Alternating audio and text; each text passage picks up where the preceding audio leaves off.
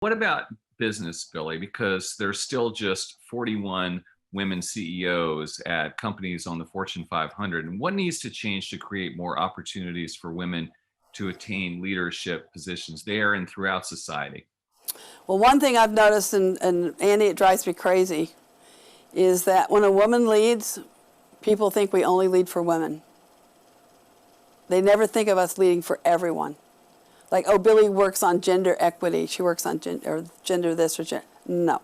When I do something, it might be for women, but it's for everyone. Because when you help one person, you help the world to be a better place.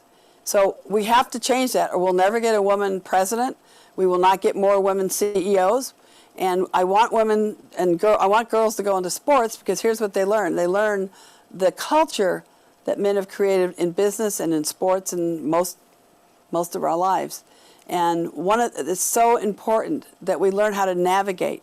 I've been in boardrooms before, and a guy will say something, and I know the woman will say something, and she didn't get it.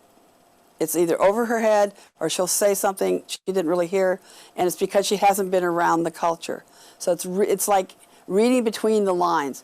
And 94% of women in C-suites in business identify with being an athlete.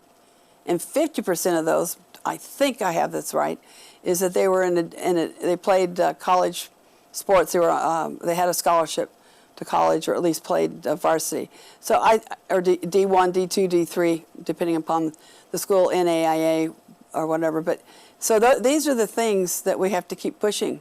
But you'd never hear, people might come up to me and say, thanks for what you did for women's tennis. Well, first of all, I fought for pro tennis, and that helped the guys. It didn't help me in the end.